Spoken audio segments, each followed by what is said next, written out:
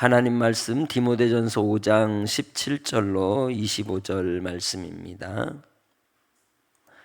잘 다스리는 장로들은 배나 존경할 자로 알되 말씀과 가르침에 존경할 자로 수고하는 이들에게는 더욱 그리할 것이니라. 성경에 일러스되 곡식을 밟아 떠는 소의 입에 망을 씌우지 말라 하였고 또 일꾼이 그 싹을 받는 것은 마땅하다 하였느니라. 장로에 대한 고발은 두세 증인이 없으면 받지 말 것이요 범죄한 자들을 모든 사람 앞에서 꾸짖어 나머지 사람들로 두려워하게 하라. 하나님과 그리스도 예수와 택하심을 받은 천사들 앞에서 내가 엄히 명하노니 너는 편견이 없이 이것들을 지켜 아무 일도 불공평하게 하지 말며 아무에게나 경솔히 안수하지 말고 다른 사람의 죄에 간섭하지 말며 내 자신을 지켜 정결하게 하라. 이제부터는 물만 마시지 말고 내 위장과 자주 나는 병을 위하여는 포도주를 조금씩 쓰라. 어떤 사람들의 죄는 밝히 드러나 먼저 심판에 나아가고 어떤 사람들의 죄는 그 뒤를 따르느니 이와 같이 선행도 밝히 드러나고 그렇지 아니한 것도 숨길 수 없느니라. 아멘. 사람은 몰라도 누구는 아신다?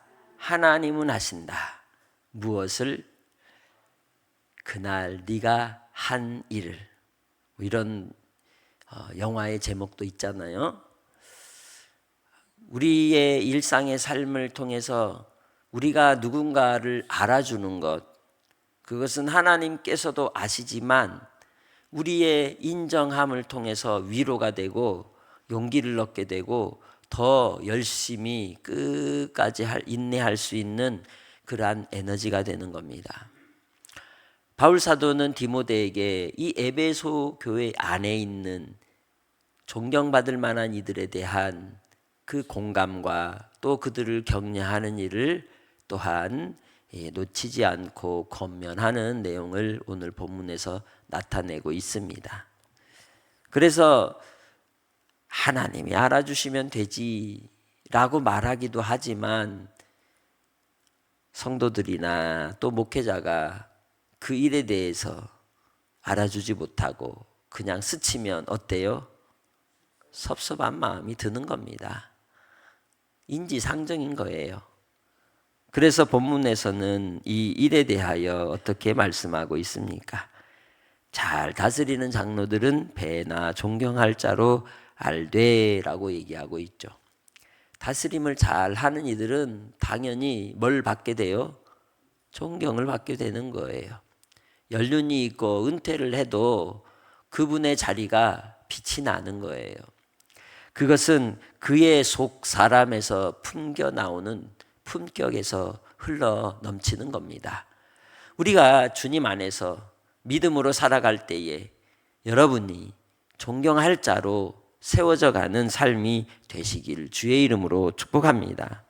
그 일을 위하여 우리는 경건의 삶을 사는 겁니다.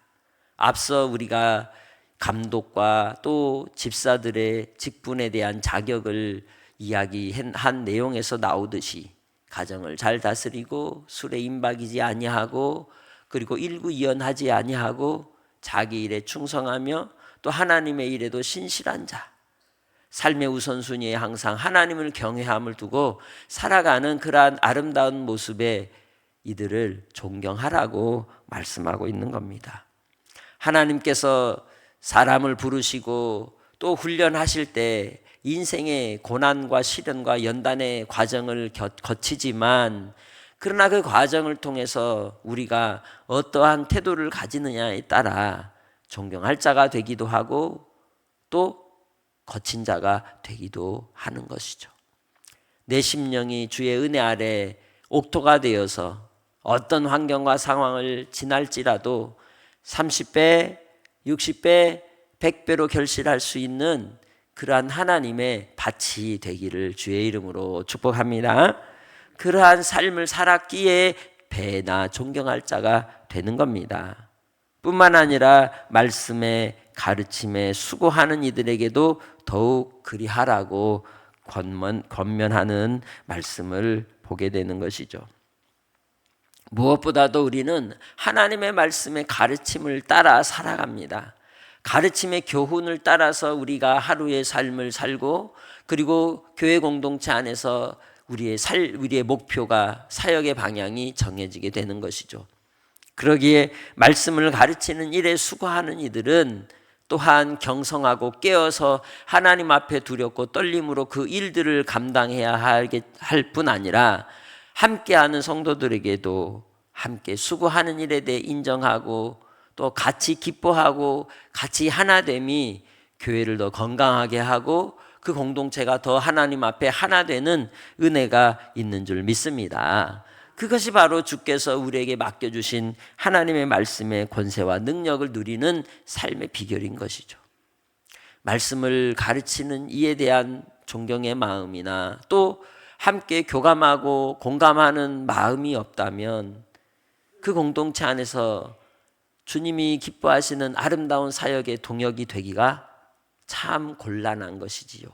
그러기에 하나님의 말씀을 전하는 자도 건강한 목초지로, 그리고 깨끗한 물로 목자가 양을 이끌어 가듯이 주의 말씀의 꼴을 따라 하나님의 뜻을 순종하며 인도할 수 있는 지혜가 필요한 줄 믿습니다. 이를 위해서 또한 뭐 해야 돼요? 기도해야 하는 것이죠.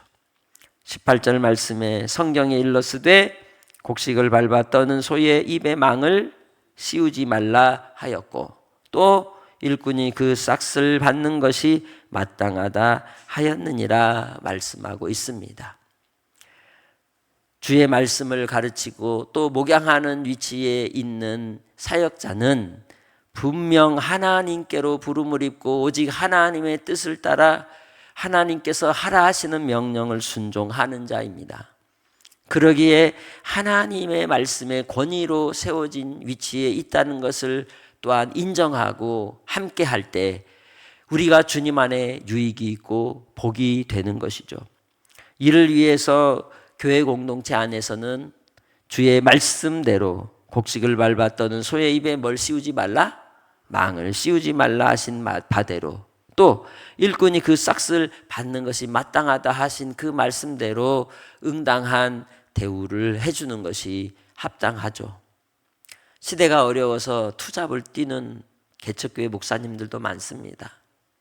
그들은 평상시에 일을 하고 교회를 위해서, 성도들을 위해서 교회에서 생활비를 받지 않고 땀을 흘려 수고하며 하나님 앞에 헌신하고 희생하는, 마치 바울 사도가 그의 천막 짓는 일을 전공으로 하여 교회에 폐를 끼치려고 하지 않았던 그 개척 시절의 모습처럼 그렇게 애쓰는 목회자들도 많습니다. 그래서 우리는 이런 모습으로 혹은 저런 모습으로 주를 위해 충성하고 수고하는 이들을 기억하고 그들을 위해 축복해 주기를 원합니다. 하나님은 중심을 보시는 하나님이십니다. 받고 안 받고는 중요하지 않습니다. 하나님 앞에 내가 어떻게 서 있느냐, 뿐만 아니라 그 공동체가 하나님 앞에서 어떻게 그 일을 존경하고 또 인정하고 그 말씀을 받은 일에 있어서 함께 기뻐하고 같이 식구가 되어서 나아가느냐 하는 것이 더 중요한 것입니다. 너무 풍족해도 교만해지고 너무 궁핍해도 곤란해지는 것이죠. 그래서 우리는 하나님 앞에서 주님이 기뻐하시는 그 뜻을 따라 사랑하고 섬기며 살아가기 원합니다. 처음 제가 교회 부임할 때 썼던 시가 있어요. 시집 가는 날이라고. 시집 왔다고 얘기를 했잖아요. 그때 뭐라고 썼어요? 밥상에 숟가락만 올리면 같이 나눠 먹으면 된다고 했어요. 그게 하나님의 말씀을 맡은 자의 태도가 아니겠습니까? 하나님 앞에서 우리는 주님이 원하시면 주께서 공급해 주시는 거예요. 필요를 주시는 분은 하나님이십니다. 그러나 그 필요를 위하여 쓰임받는 성도의 삶을 사는 것은 어때요? 상이 있고 복이 있는 거예요.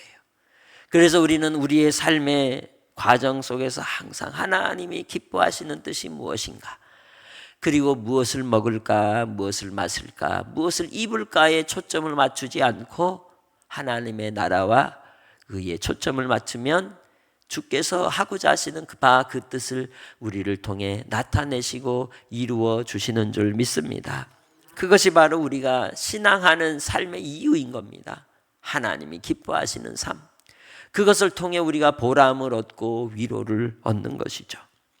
하나님께서 우리로 말미암아 그 일들을 이루어갈 때 주님 안에서 혹 허물이 있을 수도 있고 실수할 수도 있으나 그 일에 대하여 징계할 때에는, 권징할 때에는 뭐 해야 된다? 신중하게 하라는 것이죠. 그래서 장로 지도자들에 대한 고발은 두세 증인이 없으면 뭐 하지 마라? 받지 말라고 하는 겁니다. 교회에 혼란과 분란과 분쟁과 시련이 닥치기 때문이죠. 주 안에서 그래서 권징이 중요하지만 신중해야 하는 것입니다. 눈으로 보이는 결과만 보고 옳다 그르다 판단하기도 쉽지 않아요. 왜? 그 마음의 중심과 또 그 과정 속에서 어떤 의미가 있는지를 알아보면 또 그렇지도 않기 때문이죠. 그러기에 우리는 하나님 앞에 심판대에 서는 자처럼 항상 두렵고 떨림으로 우리가 서로를 사랑하고 또한 섬기며 수고하는 삶이 되기를 주의 이름으로 축복합니다. 그러나 교회가 오염되지 않도록, 세속화되지 않도록 범죄한 이에 대해서는 권징을 통해 두렵게 하라고 분명하게 디모데에게 권면하고 있는 것을 봅니다. 21절입니다. 하나님과 그리스도 예수와 택하심을 받은 천사들 앞에서 내가 너에게 명히 명하노니 편견이 없이 그들을 지켜 아무 일도 불공평하게 하지 말라. 그러니까 항상 공정하게 하라는 것이죠. 그리고 경솔하게 하지 말라고 말씀하고 있죠. 누구의 죄든지 뭐 하지 마라? 참견하지 말라, 간섭하지 말라, 너무 말을 많이 하지 말라고 얘기하는 겁니다. 그럴 때마다 뭐 해야 돼요? 하나님께 엎드려야 되는 거예요. 해결 방법은 다른 데 있지 않아요. 강단에 엎드리는 데서 나오는 줄 믿습니다. 뿐만 아니라 그 일들을 통해 너를 지키는 데 더 힘써라 라고 말씀하고 있는 겁니다. 경건이라고 하는 것은 다른 데 있지 않습니다. 자기를 지키는 데 있는 겁니다. 하나님 아버지 앞에 바로 설 때 주께서 역사하여 주실 줄 믿습니다. 그래서 바로 하나님께서 이 일들을 디모데를 통해 더 교회를 견실하게 세우는 일을 알려주고 있는 것이죠. 그리고는 개인적 삶의 권면을 합니다. 물만 마시지 말고 위장과 자주 나는 병을 위해 포도주를 조금씩 쓰라. 그러면 왜 위장에 자주 나는 병이 있었을까요? 스트레스를 많이 받는 거죠. 젊은데 교회를 운영하고 섬기려니 쉽겠어요? 또 오죽하겠어요? 그러한 상황 속에서 그도 마음이 몸이 아팠던 것입니다. 그래서 그 일들에 대해서 챙겨주는 모습을 볼 수 있습니다. 우리도 주님 안에서 성도 간에 서로 챙겨줄 수 있는 그러한 넉넉한 마음이 있기를 원합니다. 어떤 사람들의 죄는 밝히 드러나 먼저 심판에 나아가고 어떤 사람들의 죄는 그를 뒤따르리니 이와 같이 선행도 드러나고 그렇지 않은 것도 숨길 수 없다. 결론인 거예요. 하나님 다 아신다. 너도 좀 알아주지만 그럴지라도 결국은 다 드러나는 것이다. 죄도 드러나고 선행도 드러난다. 그 일에 너무 연연하면 네가 다친다. 그러니 하나님이 주신 진리의 자유함으로 너무 연연하지 말고 매이지도 말고 오직 주님 안에서 뭘 하기를 힘쓰라? 너 자신을 지키기를 힘쓰라 라는 게 결론인 것이에요. 우리는 주님 안에서 아름다운 공동체로 하나님이 한 식구가 되게 해주셨습니다. 한 식구라는 걸 잊으면 안 되는 거예요. 주님 안에서 믿음의 권속으로 함께 신앙생활할 때 서로를 알아주고 서로를 챙겨주고 서로를 위해 기도하고 함께 울고 함께 웃는 그런 아름다운 공동체로 우리 금구제일교회가 끝까지 함께하기를 소망합니다. 수련회를 위해서 청년들, 중고등부, 주일학교를 위해 기도해 주시고, 그리고 또 환우들을 위해 특별히 기도해 주시고, 아버지께서 우리를 통하여 하실 일들을 위하여 더 하나 되는 공동체, 기쁨과 사랑이 넘치고 영혼을 구원해내고 생명 살리는 일을 위해 쓰임받는 공동체가 되기를 위해 주님 안에서 우리 성도들이 기도하는 바가 응답되고 치유와 회복의 역사가 나타나고 하나님의 살아계심의 부흥의 역사가 우리 가운데 나타나는 공동체가 되기를 위해 특별히 이 새벽에 기도해 주시기를 바랍니다. 하나님 아버지 감사합니다. 주께서 베푸신 은혜와 사랑을 생각할 때마다 아버지 하나님께 영광을 돌리며 주께 엎드릴 뿐입니다. 주여, 아버지 하나님 앞에 나아가는 사랑하는 성도들을 귀히 여기며 그들을 존경하며 더 사랑하며 끝까지 함께하는 우리 교회 식구들이 다 되게 하여 주시고, 아버지 하나님 사랑하는 주님의 백성들, 이 땅에 믿지 않는 아직 돌아오진 영혼들에게 주의 구원의 복음으로 생명 살리는 아름다운 사역을 이룰 수 있는 교회가 되게 하시고, 또 우리가 주님 안에서 하나님의 말씀에 합한 아름다운 공동체로 세워지게 하옵소서. 캠프와 수련을 위해 기도합니다. 주께서 역사하사 귀한 생명들에게 은혜의 충만함을 나타내 주시옵소서. 바라고 원하옵기는 우리 믿음의 식구들 건강으로 인해 어려움을 당하고 또 힘든 가운데 있는 귀한 생명들이 있습니다. 그들을 돌보시고 도우시고 역사하여 주옵소서. 감사하옵고 예수님의 이름으로 기도합니다. 아멘.